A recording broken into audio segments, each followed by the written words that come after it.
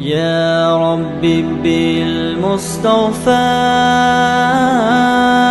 بلغ مقاصدنا واغفر لنا ما مضى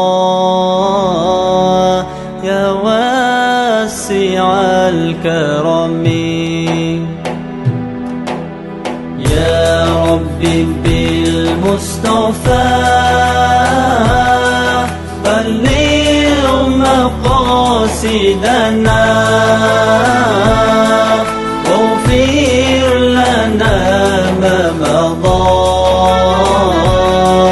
يا واسع الكرم.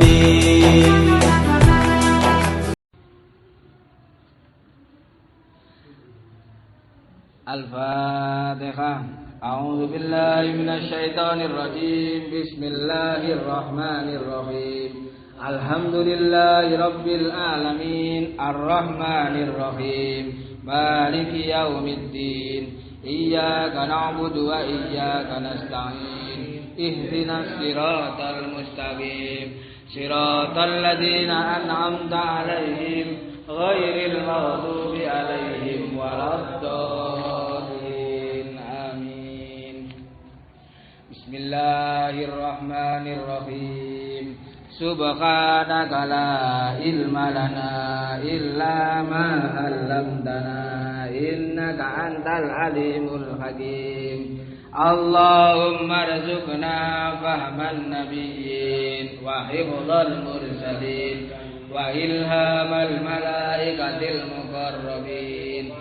رب اشرح لي صدري ويسر لي أمري واحلل عقدة من لساني يفقهوا قولي. رب اشرح لي صدري ويسر لي أمري واحلل عقدة من لساني يفقهوا قولي. رب اشرح لي صدري ويسر لي أمري واحلل عقدة من لساني يفقهوا قولي. Alhamdulillah rabbil alamin. Assalamualaikum warahmatullahi wabarakatuh. Waalaikumsalam warahmatullahi wabarakatuh. Alhamdulillah nahmaduhu wa nasta'inuhu wa nastaghfiruhu wa nastarshiduh wa na'udzu billahi min syururi anfusina wa sayyiati a'malina. May yahdihillahu fala mudhillalah wa may yudlilhu fala hadiyalah. Asyhadu an la ilaha illallah wahdahu la syarikalah wa asyhadu anna Muhammadan abduhu wa rasuluhu la nabiyya ba'dah. Allahumma salli wa sallim ala Sayyidina Muhammadin wa ala alihi wa ashabihi wa man tabi'ahu bi ihsanin ila yaumiddin, amma ba'du.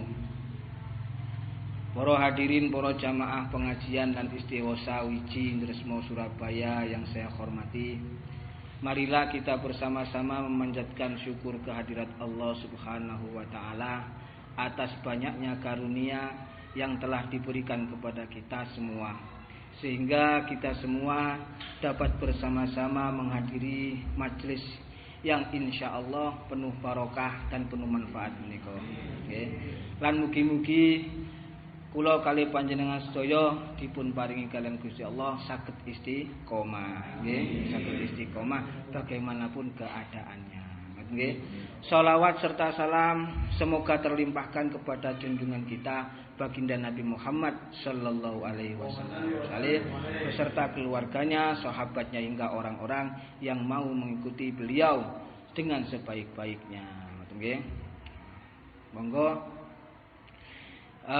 kita awali ngaji niki meneruskan kemis yang lalu mengenai istinja, mengenai istinja. Saderenge badhe kula waos rumiyin. Bismillahirrahmanirrahim. Tutupipun sebentar. Wayastanibu. Nggih, sampun nggih.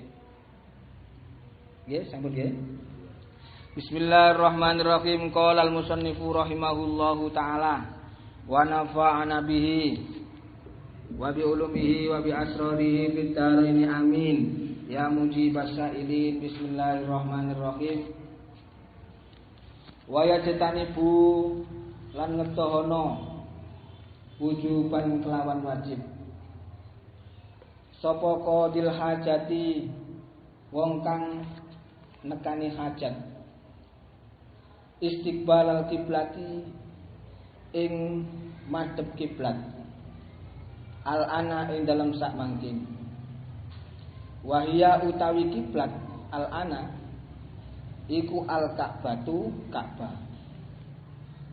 Wastidbaroha lan mungkuri kiblat fis sakhra'i ing dalem ora-ora. Ilam yakun lamun ora ana iku bainahu ing dalem antarane qadil hajat wa bainal kiblati lan ing dalem antarane kiblat apa satirun tutup. Aukana utawa ana apa satir, aukana utawa tinemu, nggih. Apa satir walam yablu. Lan ora tumeka apa satir sulusai dirain ing 2/3 dira. Au balaghuma utawa tumeka apa satir ing sulusai dira wa ba'udah. Lan ado apa satir anhu saking qadil hajat aksara kelawan luwe akeh min salasati azruin saking 3 pira-pira zira. Bizrail adami kelawan zirae anak adami. Kama kaya perkara kala kang wis ngendikaaken ing ma sapa ba'duhum sebagian ulama. Alhamdulillah yang kemarin itu setelah membahas mengenai istinja dengan batu, cewek dengan batu. Sekarang tiba saatnya kita menjelaskan mengenai adab-adabnya, tata krama bagi orang yang mau atau bagi orang yang qadil hajat, orang yang buang hajat, baik hajat kecil ataupun hajat besar. Wa yastanibu wujuban qadil hajati istiqbalal qiblati al-ana wa hiya al-Ka'batu wastidbaruha fis sakhra'i. Seseorang yang buang hajat, baik buang hajat kecil ataupun besar, ketika buang hajatnya itu dilakukan di tempat terbuka, di tempat yang terbuka, tempat yang lapang, maka wajib bagi orang itu menghindari dari menghadap kiblat. Menghindari dari menghadap kiblat dan juga tidak membelakangi kiblat.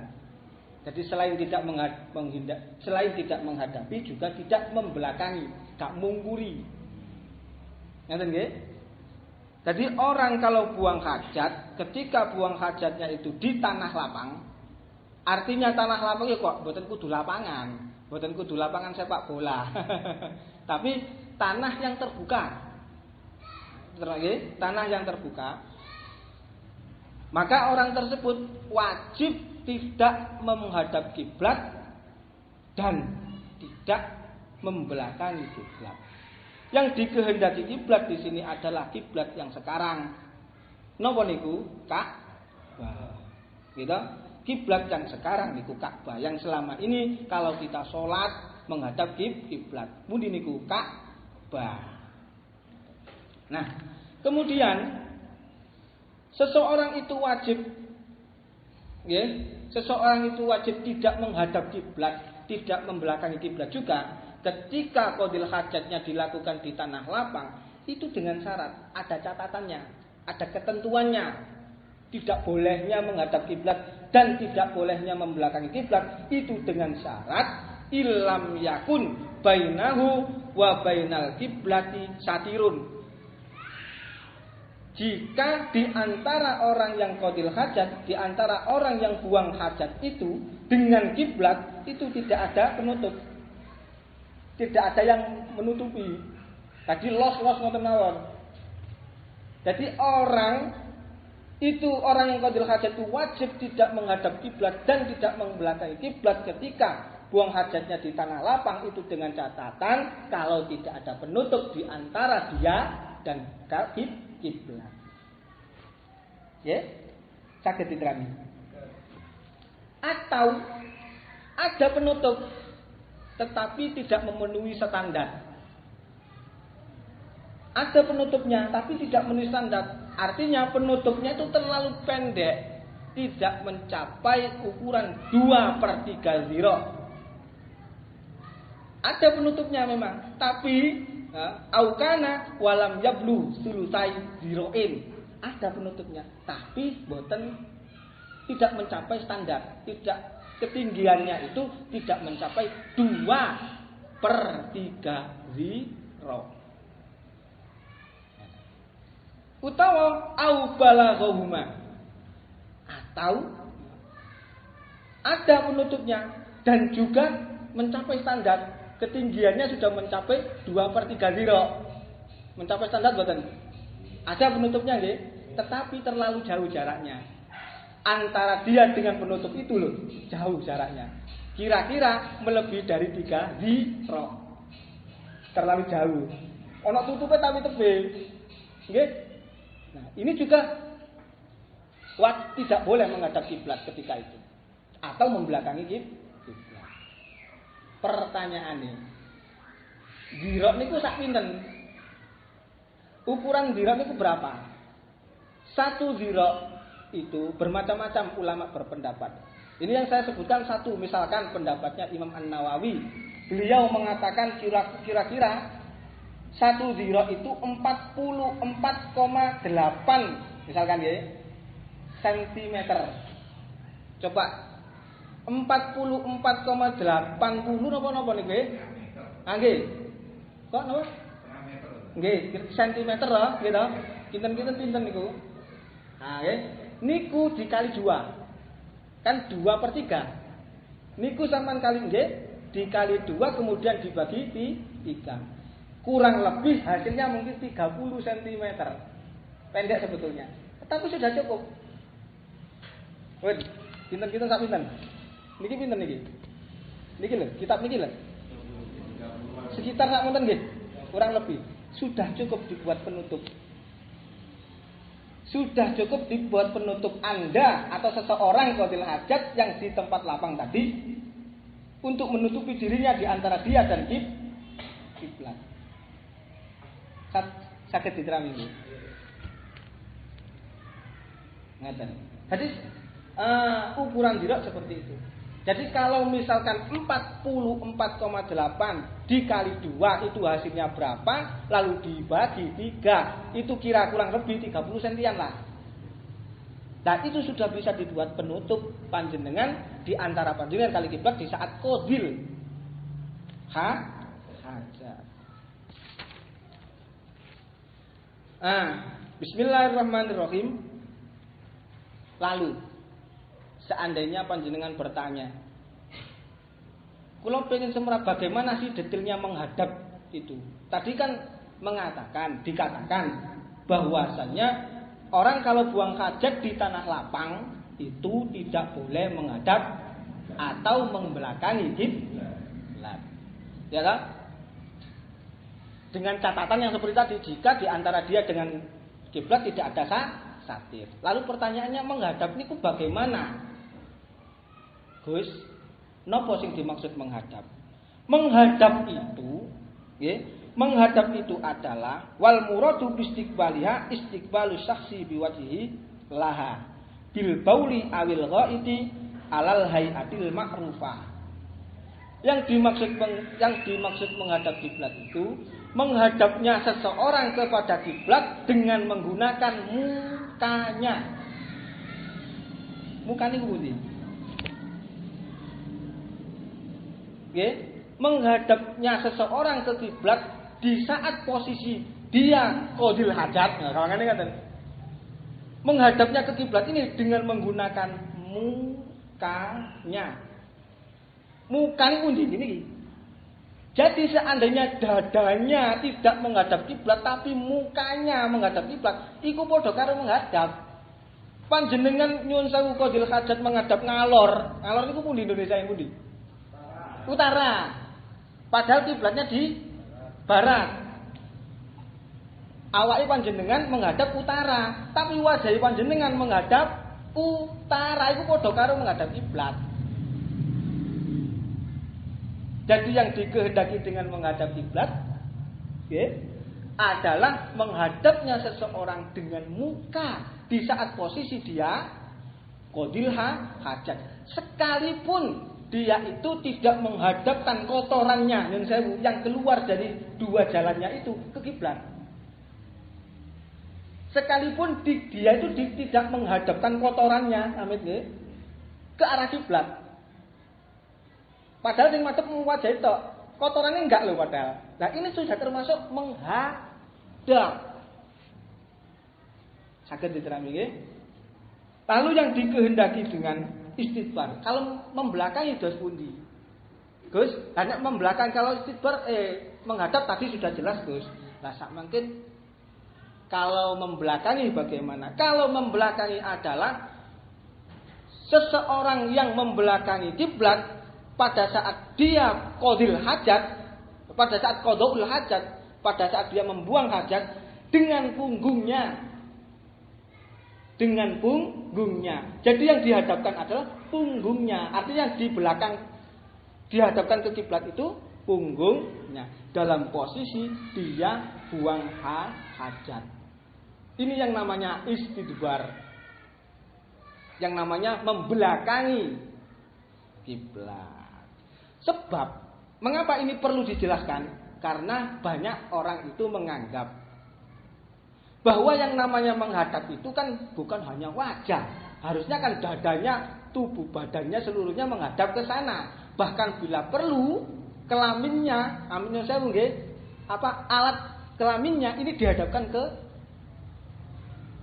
atau kotorannya, misalnya kotorannya dihadapkan ke kiblat.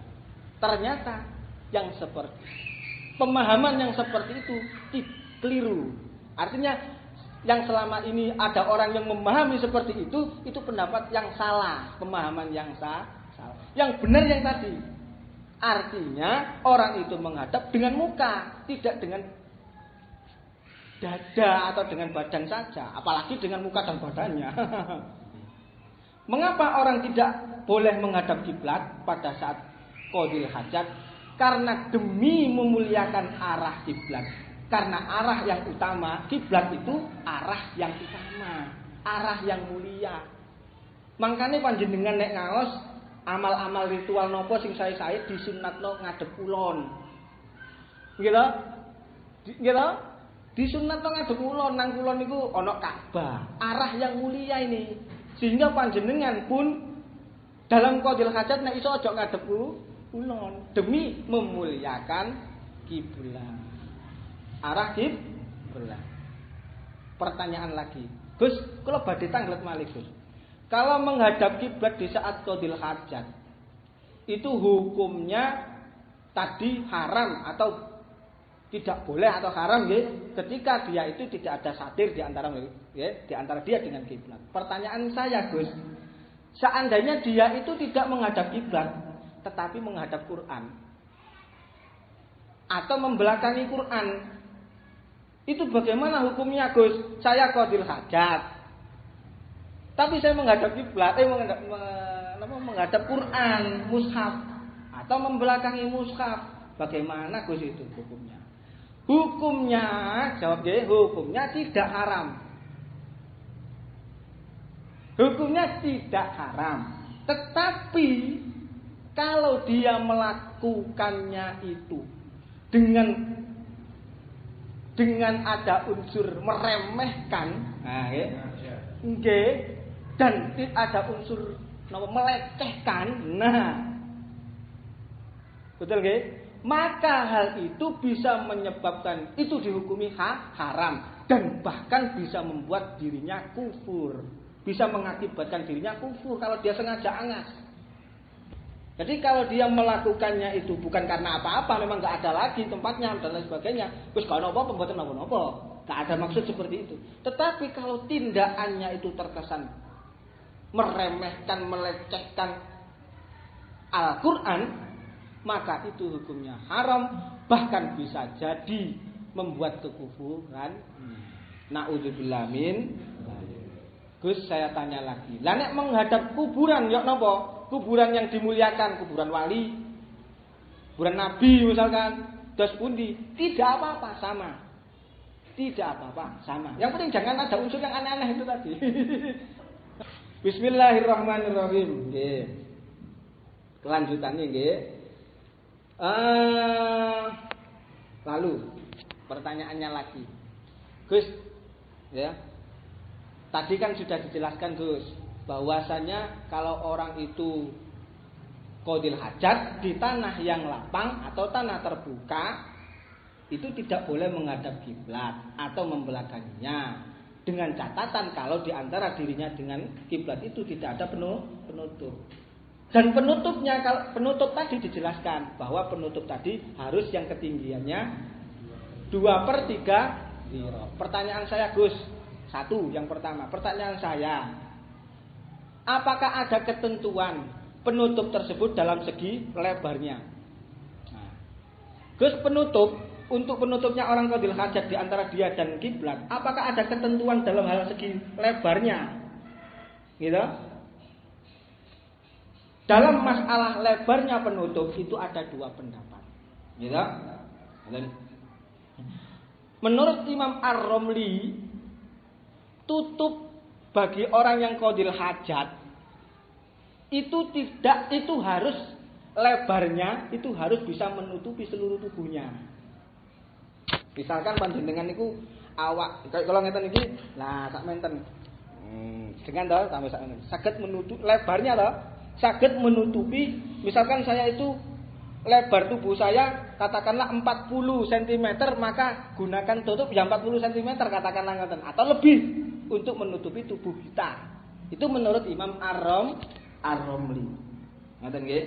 Tetapi kalau menurut Ibnu Hajar, ini sama-sama mazhab Syafi'inya. Ya. Nek menurut Ibnu Hajar, beliau berpendapat bahwa tutup itu tidak disyaratkan harus lebar.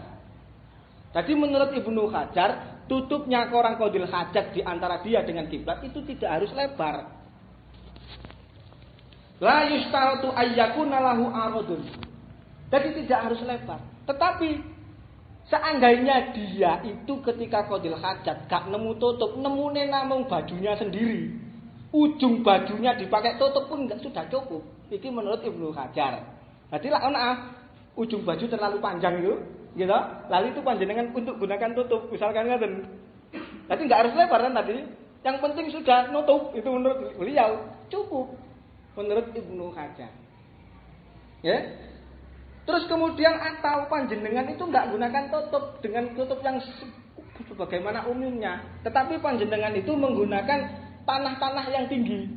Sama gunakan untuk sinyidan, bersembunyi misalnya untuk qadil hajat, boleh. Sama dengan maksud digunakan untuk penutup, boleh. Atau bahkan sama gunakan tangan sampean panjenengan sendiri untuk nutupi. Jadi panjenengan ambil nyun sewu qadil hajat, tangan ini sama tegakkan dengan maksud, ya, sama tegakkan dengan maksud untuk menutupi. Enggak apa-apa menurut Ibnu Hajar. Ngoten nggih? Atau sampean menutupi diri sampean di saat qadil hajat dengan hewan-hewan ternak misalkan. Atau ada yang berpendapat juga kendaraan, mungkin sama dengan domontoran, dolek jadi enggak nemu. Engko di tanah lapang pipis nyun sewu buang hajat, jarine ngadep ulang enggak oleh. Akhirnya sampean buatlah sepeda sampean untuk penutup. Enggak apa-apa. Betul nggih? Tidak apa-apa. Dan seterusnya. Itu kalau mengenai lebarnya penutup. Lalu pertanyaan lagi Gus, itu yang pertama. Pertanyaan saya lagi Gus mengenai ketinggian. Ketinggian tadi 2/3 dhira, itu apakah aturan sudah baku Gus? Harus segitu. Jawabannya tidak. Nah, apakah ketinggian yang sudah saya disampaikan tadi yang 2/3 dhira tadi, apakah itu sudah menjadi ketentuan yang baku sebagai penutup? Jawabannya tidak. Ngerti nggih? Karena hal itu, mengapa kok yang disebutkan di sini 2/3 dirok? Temriki niki yang di kitab ini kok mengapa disebutkan 2/3 dirok? Karena 2/3 dirok ini adalah ukuran standar umum. Rata-rata menungso niku wong niku menggunakan tutup sing cukup iku sakmono niku. Tetapi pada hakikatnya penutup itu bisa dikurangi, bisa ditambahi tergantung postur tubuhnya masing-masing. Seandainya dia itu berpostur tubuh kecil, mungil, maka misalkan 2/3 itu justru malah kakean. Artinya misalkan dia menggunakan tutup kurang dari 2/3 dianggap cukup, ya cukup. Tetapi seandainya dia itu postur tubuh besar, maka seandainya dia menggunakan tutup yang 2/3 kok kurang, malah justru nak kudu nambahi, harus ditambahi lagi. Jadi kesimpulannya 2/3 itu bukan aturan baku, bukan ukuran yang baku. Akan tetapi bisa berubah-berubah tergantung situasi dan kondisinya orang yang qadil hajat. Betul nggih? Saged diterami nggih? Saya lanjutkan kembali. Bismillahirrahmanirrahim. Wal bunyan lan utawi bangunan fi hadza ing dalam ikilah ijtinab iku kasahrai kaya ora-ora bisyarti kelawan syarat al madzkuri kang den tutur illal binaa angin bangunan al muadda kang den cawisaken lil qada'il hajati krana nekani hajat. Fala hurmata mongko ora ana haram iku maujud fi ing dalem bina mutlakon kelawan mutlak. Ngoten. Lalu mengenai bangunan, nggih.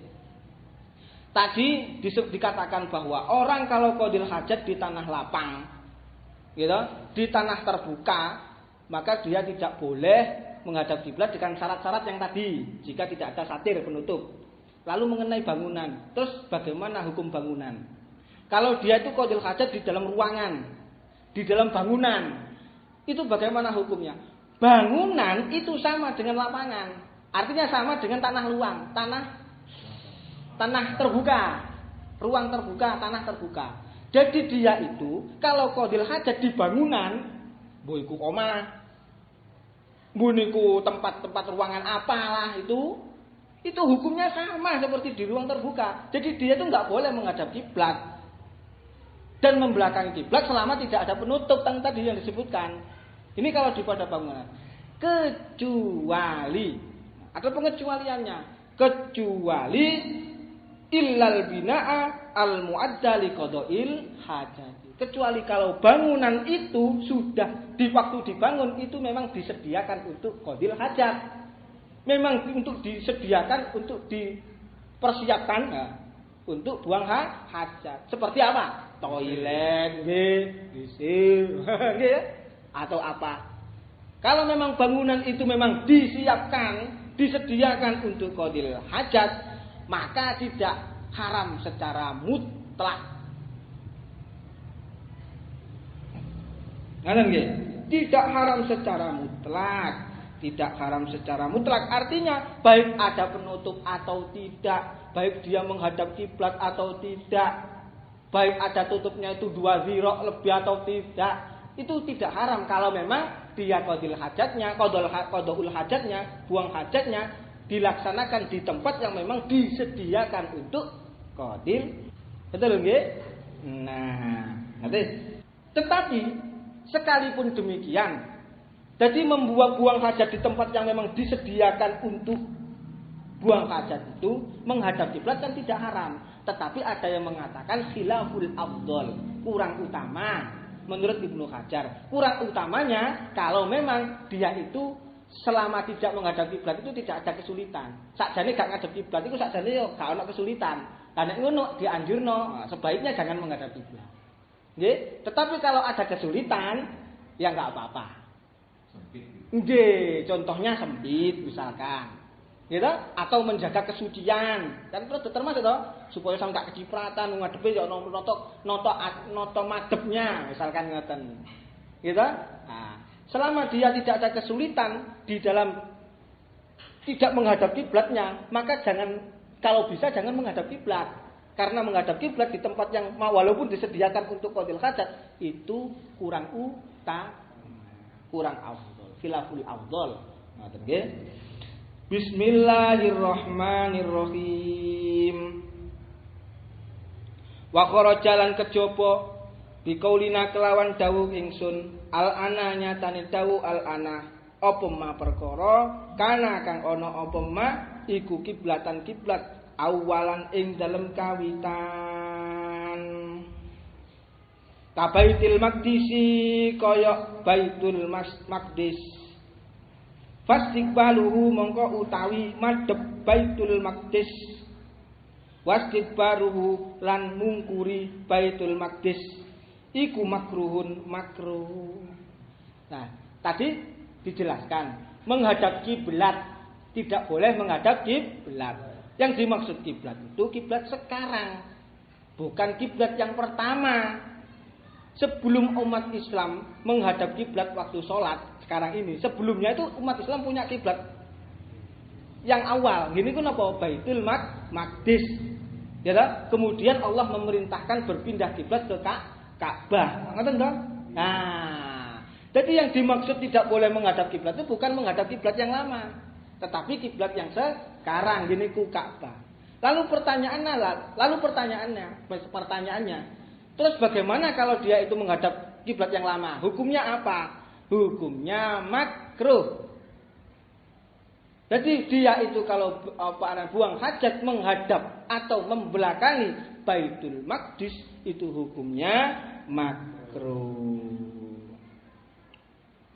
Bismillahirrahmanirrahim.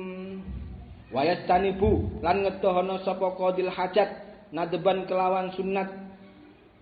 Oh kofailen. Wa yastanibu lan ngedohono nadban kelawan sunat sapa qadil hajati wong kang nekane hajat al baula ing uyuh wal ghaita lan ing ngising bil ma'i ing dalem banyu arraqidi kang meneng. Amal jari anapun utawi banyu kang mili iku fayukrohu mongko dan makruhaken apa baul fil qalili ing dalem banyu kang gedhik minhu saking jari dunal kathiri duduk banyu kang akeh. Lakinil aula tetapi nek utawi kang luwih utama iku ijtinabuhu ngedohi baul Papahasalan bakas sapa An-Nawawi Imam An-Nawawi tahrimahu ing harame baul fil qalili ing dalem banyu kang gedhik jarian iku kang mili kana apa mak aurakitan utawa kang meneng. Kemudian disunatkan bagi orang yang buang hajat itu jangan sampai buang hajat di air-air yang tergenang, air-air sing meneng. Disunatkan jangan sampai buang hajatnya itu di air-air yang tergenang. Mengenai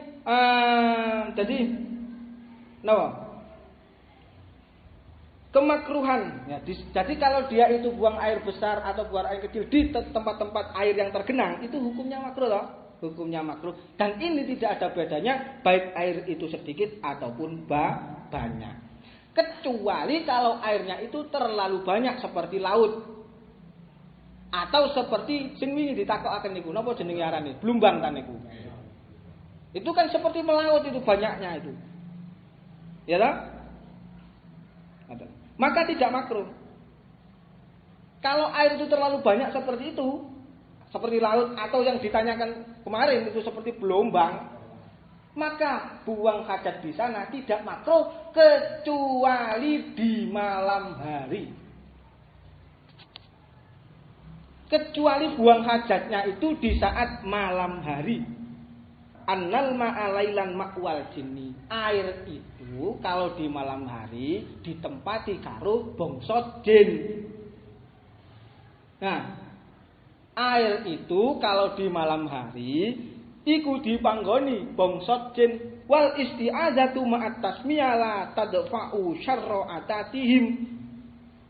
Jadi air-air yang tergenang itu di malam hari adalah tempat bernaungnya bangsa jin. Yang mana jin-jin waktu itu jin-jin yang ada di sana, sampean bacakan bismillah pun nggak akan lari. Malah melok niru paling. Sampean baca kulhu, melok-melok niru dulu. Nah, makanya kalau buang hajat di air-air tergenang itu hukumnya makruh. Ya, baik sedikit atau banyak. Kecuali kalau air itu melaut, artinya banyaknya itu seperti laut atau seperti belumbang itu yang banyak itu nggak apa-apa, nggak makruh. Kecuali kalau di malam hari, karena tadi alasannya, karena air itu kalau di malam hari di tempat diambil jin. Gitu? Bismillahirrahmanirrahim. Dan juga, ya, kalau memang air-air yang ada di belumbang tadi tidak ada pemiliknya. Karena ada pemiliknya ya. Wong ana sing duwe kok sampean gitu ada air belumbang kata, ana sing duwe milik Pak Hartono. Sampean gak ada pamitan. Terus kok dilhajat di sana. Airnya banyak loh niki sakjane. Gak boleh. Ngoten nggih? Haram niku malahan. Sebab apa? Oh enggak pamitan niku. Ngoten. Bismillahirrahmanirrahim. Lalu dilanjutkan kembali.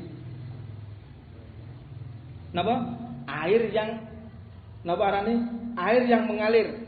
Lalu bagaimana kalau qadil hajat, buang hajat di air yang mengalir?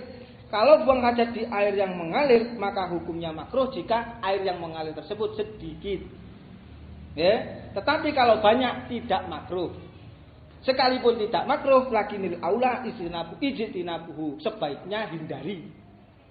Jadi misalnya ono air kali ini kok mengalir banyak ya. Itu jajane gak makruh sama buang hajat di sana, tetapi sebaiknya hindari. Yang lebih utama menghindari itu. Ngoten nggih, pun. Wayas tani bulan ngedono sapa qadil hajat aidan kalimale al baula ing nguyuk wal ghaita lan ing sing tahta syajarati ing dalem nisore wit al musmirati kang uwoh. Tegese kang bisa ngetokaken uwoh. Waktu samroti ing dalem waktune uwoh wa ghairihi lan liyane waktu samroh. Terus sebaiknya orang itu kalau buang hajat jangan buang hajat di pepohonan-pepohonan yang bisa berbuah. Gitu? Jangan buang hajat di sana. Hukumnya makruh. Gitu? Mengapa kok makruh? Karena nanti dikhawatirkan buahnya kalau nelbok kena ni kotoran ini ya napa? Menjijikkan. Tetapi ini kemakruhan ini tidak menunggu pohon itu berbuah. Sekalipun tidak masa-masa berbuah, panjenengan pun tidak dihukumi tetap makruh kalau buang hajat di sana. Ngaten nggih?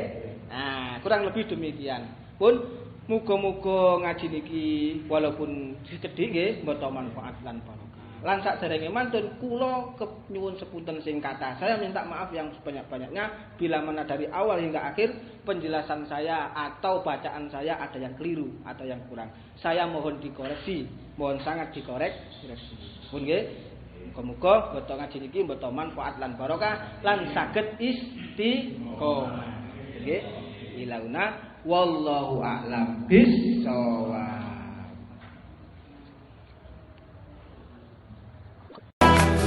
يا ربي بالمصطفى بلغ مقاصدنا واغفر لنا ما مضى يا واسع الكرم